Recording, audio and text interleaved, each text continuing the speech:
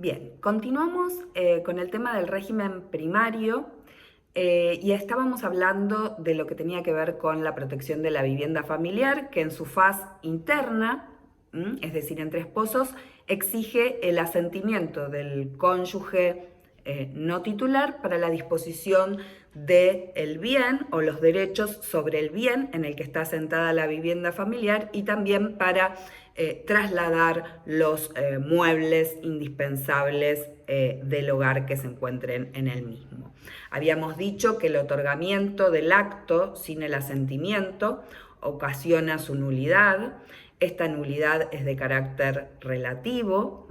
porque ampara, en este caso, el interés del cónyuge en cuyas manos estaba prestar el asentimiento, y en ese sentido se trata de un acto susceptible de confirmación en los términos del artículo 393, es decir, que puede ser confirmado tanto por el cónyuge cuyo asentimiento se había omitido, o bien puede ser convalidado judicialmente aplicándose o por aplicación del artículo 458 del Código Civil y Comercial. La otra cuestión que tiene que ver con la protección de la vivienda hace a la faz externa, por decirlo de alguna manera, y está vinculada a su inejecutabilidad, a una inejecutabilidad que establece la ley de pleno derecho y que entonces tiene que ver con los terceros, digamos, ¿no? Por eso hablamos de aspecto externo, de la faz externa. En ese sentido, el último párrafo del artículo 456 establece que la vivienda no puede ser ejecutada por deudas contraídas antes de la celebración del matrimonio, por deudas contraídas por uno de los cónyuges sin el asentimiento del otro, y en consecuencia sí puede ser ejecutada por aquellas deudas que se contraigan una vez celebrado el matrimonio y en la medida en que se hubieran contraído por ambos esposos o por uno con el asentimiento del otro. En este sentido, digamos, como ven ustedes, queda el cónyuge que no fuera titular del bien o de los derechos sobre el mismo, queda amparado por esta inejecutabilidad por las deudas que el otro contrajera a sus espaldas, digamos, y sin su conocimiento una vez celebrado el matrimonio. En este sentido, o la crítica que merece la norma, es que ustedes saben que existe un régimen de afectación de la vivienda que está establecido en el artículo 244 y siguientes. Se trata de un bien que es la afectación de la vivienda, que es el viejo régimen de bien de familia. Ese régimen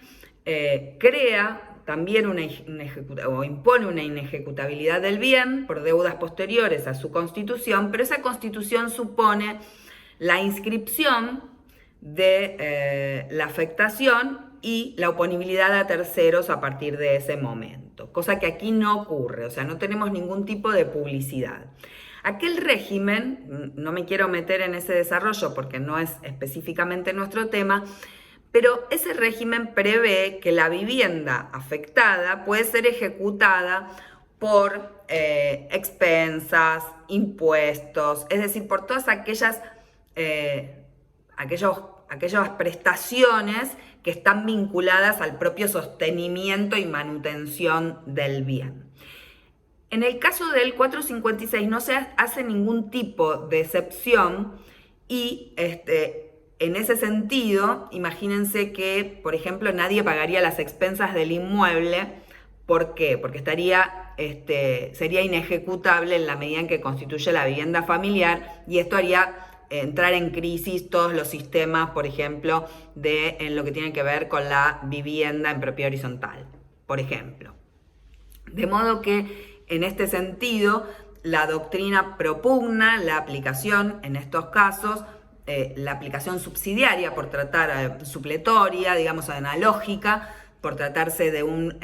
supuesto análogo de lo que dispone el artículo 249 del Código Civil, que hace ejecutable la vivienda afectada al régimen de protección cuando se trata de deudas por impuestos, tasas, expensas o por construcciones o mejoras. En ese caso, entonces, habría como principio general una excepción a esta cuestión de la inejecutabilidad. En cuanto al asentimiento que se requiere, la ley no establece una forma especial, es decir, que el asentimiento, para prestar el asentimiento rige el principio de la libertad de formas. Sin embargo, debe tenerse presente que como ese asentimiento es complementario de otro acto, por aplicación del artículo 1017 va a tener que revestir al menos la forma del acto al que accede. Entonces, por ejemplo, si se trata de un acto de disposición de un inmueble que debe ser instrumentado en una escritura pública, va a requerir que el asentimiento conste también en una escritura pública.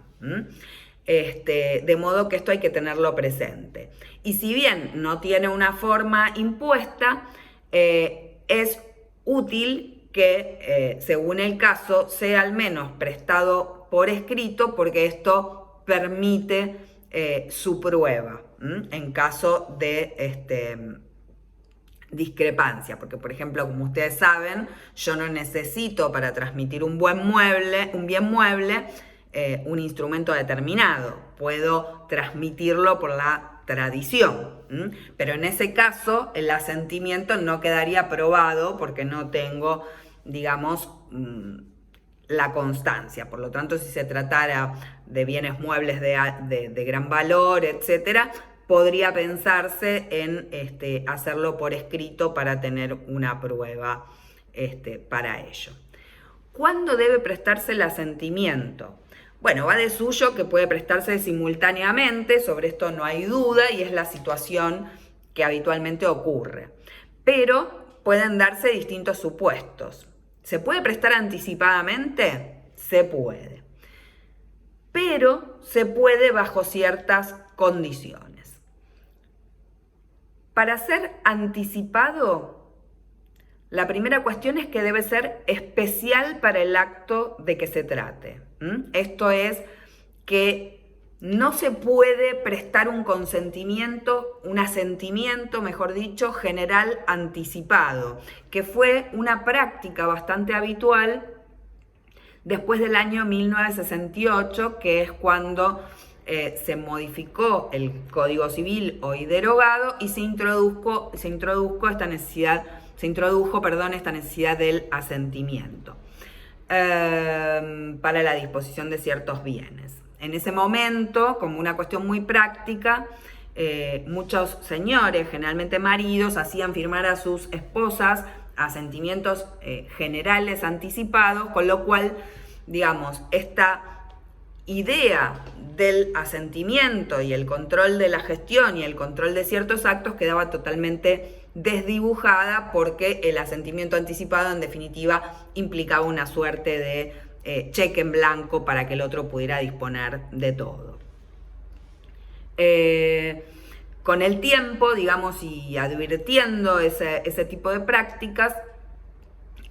las sentencias, digamos, de los tribunales comenzaron a esbozar esta idea de la necesidad de que el asentimiento fuera especial para un acto o para un conjunto de actos, pero digamos que no podía tener este tipo de amplitud. Y esa postura que con el tiempo fue avanzando en la jurisprudencia se convirtió en ley con la sanción del Código Civil y Comercial. Por lo tanto, el asentimiento, cuando no se presta en el propio acto y es anticipado, puede tener por objeto una pluralidad de actos, pero todos ellos tienen que estar establecidos en el instrumento en el que conste. Es decir, un ejemplo para que se entienda, si quiero dar el asentimiento y el asentimiento anticipado para que mi esposo o esposa venda el inmueble de la calle Figueroa Alcorta 1250. Y además, no es solo que tengo que poner de qué acto se trata, sino que la ley exige que consten los elementos básicos del acto que se va a realizar. Entonces yo diría, como esto es un poco indeterminado y se corren algunos riesgos, uno podría decir, bueno, que venda, tipo de contrato, por un precio mínimo, ¿sí? Y a favor de quien le parezca. Si lo va a vender con un saldo en hipoteca, hacerlo consignar, es decir, se deben consignar todos los elementos que puedan caracterizar ese acto que se va a realizar lo más circunstanciado posible. A veces, por supuesto, al ser anticipado, supongamos una situación donde alguien tiene que viajar y entonces ante la eventualidad de la venta de un inmueble tiene que dejar ese asentimiento anticipado, bueno, hará constar los datos, por eso digo un precio mínimo, etcétera, etcétera. Quizás si ya cuenta con todos los elementos que configuran el negocio, puede darlo con mayor precisión. ¿Puede ser posterior? Sí, como dijimos antes, puede ser posterior y en ese caso opera como confirmatorio de este acto inicialmente viciado de nulidad relativa. Por supuesto, no es habitual que sea posterior porque esto hace a la seguridad jurídica de quien está adquiriendo ese bien o esos derechos sobre el bien, que si el asentimiento no está antes o simultáneamente con el otorgamiento del acto, se va a quedar muy preocupado porque va a saber que existe alguien por allí dando vueltas que puede plantear una acción de nulidad. Pero no hay técnicamente ninguna imposibilidad de que sea posterior. Aquí abro un pequeño paréntesis para comentar que en general, con todo lo que tiene que ver, que en lo referido a los bienes registrables, tanto el registro de los registros de la propiedad inmueble, como los registros automotores, como las direcciones de personas jurídicas o Inspección General de Justicia aquí en la capital, se ocupan de controlar que el acto que se pretende inscribir, sea una venta, etcétera, contenga el asentimiento del cónyuge no titular en aquellos casos en que de sus propias constancias resulta la necesidad de ese asentimiento. Esto lo vamos a profundizar un poco cuando veamos el régimen de comunidad, porque allí tenemos otros supuestos de asentimiento, pero dejo planteada la idea de que el registro tiene atribuciones para hacer ese tipo de control. Esas atribuciones le habían sido discutidas bajo la vigencia del código anterior y en un fallo plenario la Cámara Civil de la Capital Federal había confirmado esas competencias y por lo tanto es una práctica habitual, es una práctica de profesional que el registro se ocupe de controlar la existencia del asentimiento. Lo que en materia de viviendas presenta alguna problemática en relación al control del registro es que cuando el bien es un bien de carácter propio, aunque todavía no entramos en la cuestión de la calificación, es decir, cuando es adquirido por alguno de los cónyuges antes del matrimonio y por lo tanto de las constancias del registro no resulta el carácter de casado de la persona, y como esta protección no está vinculada a una inscripción registral, el registro no tiene conocimiento de que allí está radicada la vivienda familiar. Por lo tanto, al momento de disponer, en la práctica es habitual que las personas declaren que este bien no es sede de la vivienda familiar y en base a esta declaración disponga, porque digamos no tiene y no hay manera de controlarla o de verificar la veracidad de esa declaración.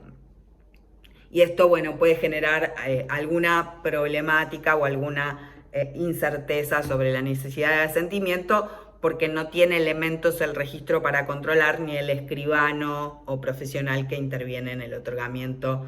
del acto.